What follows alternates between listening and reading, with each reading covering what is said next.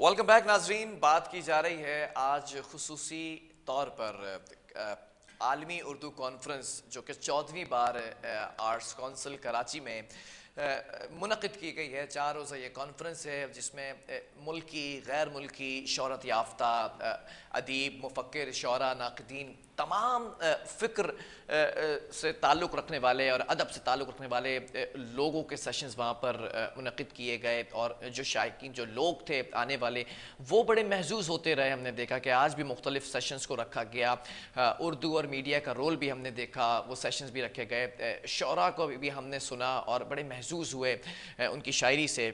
इसी पर बात करेंगे। हमारे साथ इस वक्त मशहूर मारूफ शायर मीर अहमद नवीद साहब ऑन कॉल पर मौजूद है। मीर साहब, बहुत शुक्रगुजार हूँ आपका कि आपने वक्त दिया। जानना ही चाहूँगा आलमी उर्दू कॉन्फ्रेंस और 14वीं बार ये आर्ट्स काउंसिल को एजाज़ हासिल है कि इसको मुनक़िद किया गया। क्या समझते हैं उर्दू अदब की अहमियत को उजागर करने के लिए ख़ास तौर पर इस माशरे में नौजवान नस्ल के लिए कितना अहमियत का हामिल है?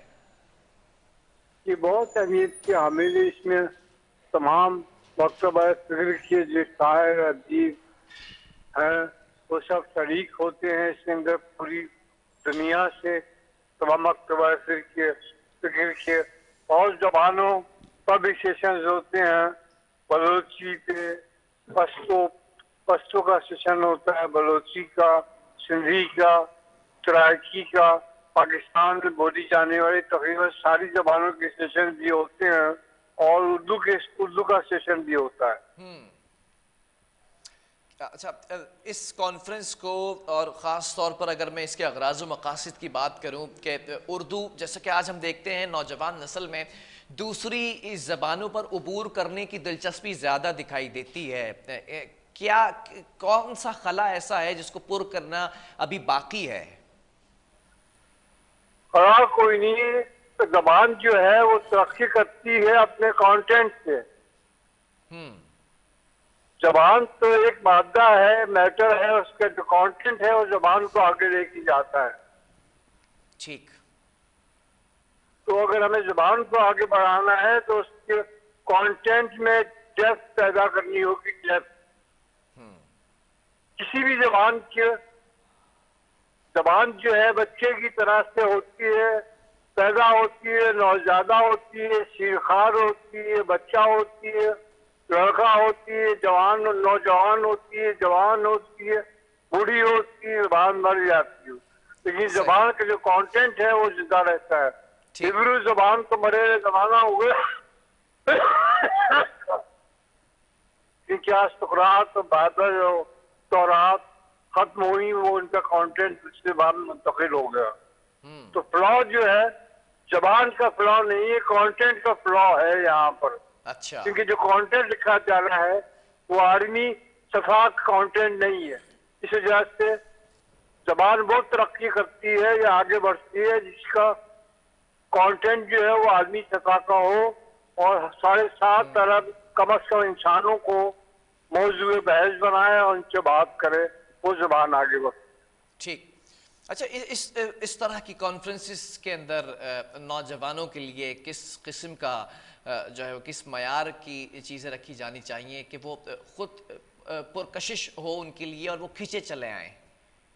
नौजवानों का पार्टिसिपेशन बहुत जरूरी है क्योंकि नौजवान जो है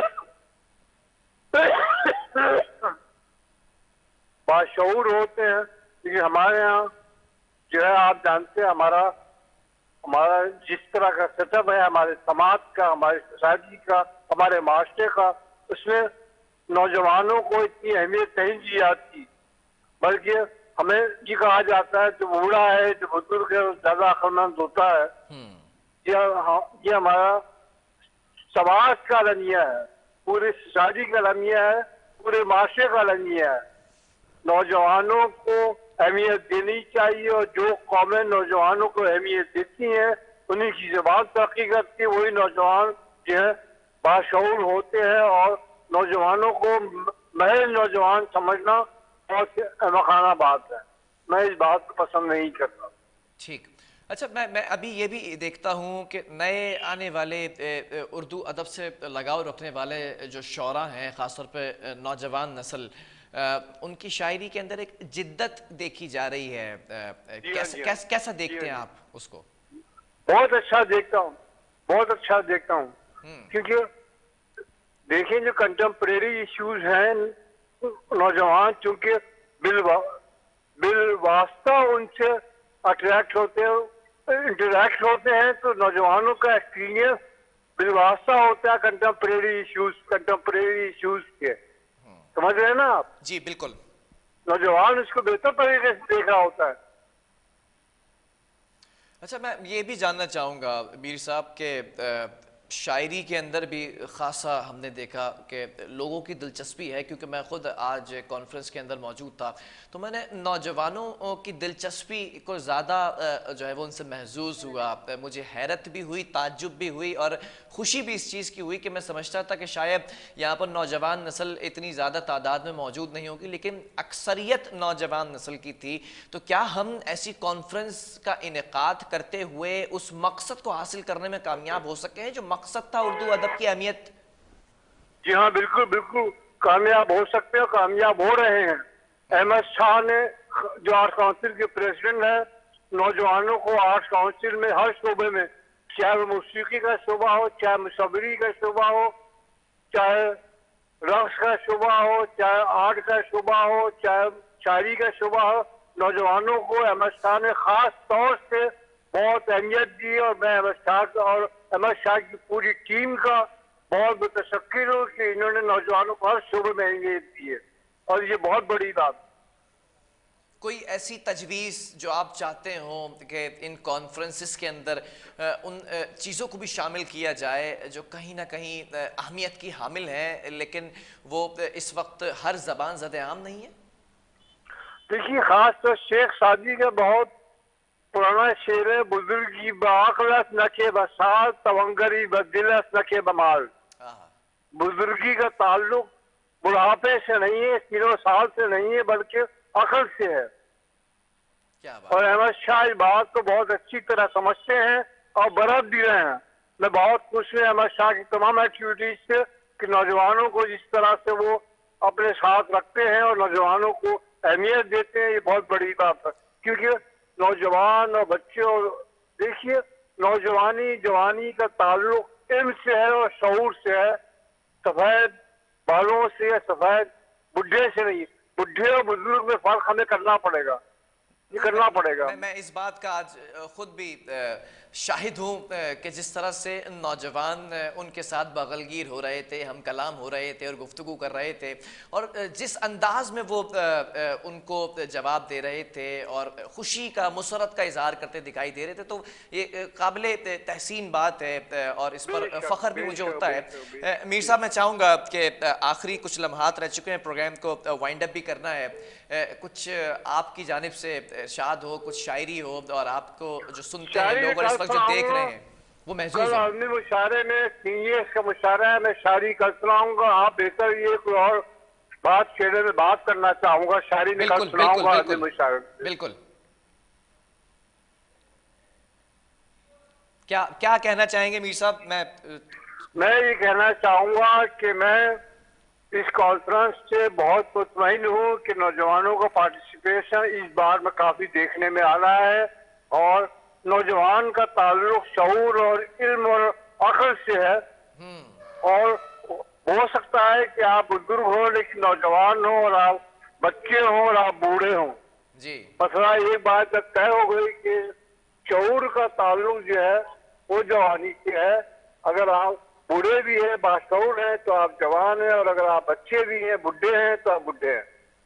क्या बात है।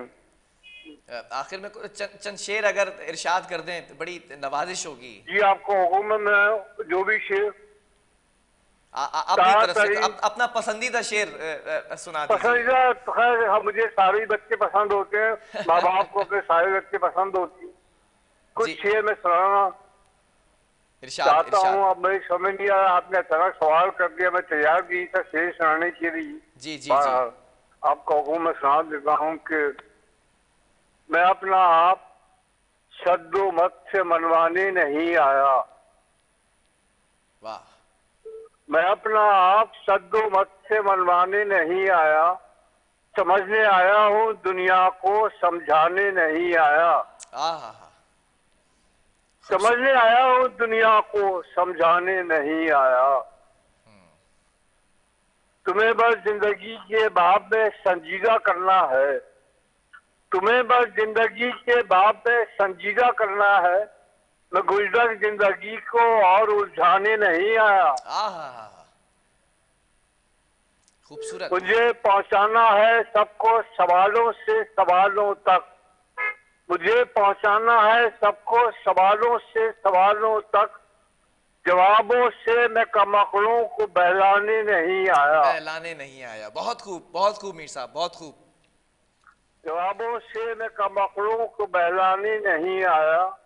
बराए मंजिले गुमगस्ता भटकाने को आया हूँ, बराए मंजिले गुमगस्ता भटकाने को आया हूँ।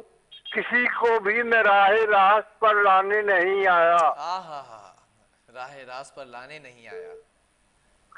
मैं अपना आप सद्दुमत से मनवाने नहीं आया, समझने आया हूँ दुनिया को, समझाने नहीं आया। बहुत खूब, बहुत खूब, बहुत खूब। बहुत शुक्रिया मीर साहब, आपके इस टाइम का, आपके इस वक्त का, आपके इन लफ्ज़ों का।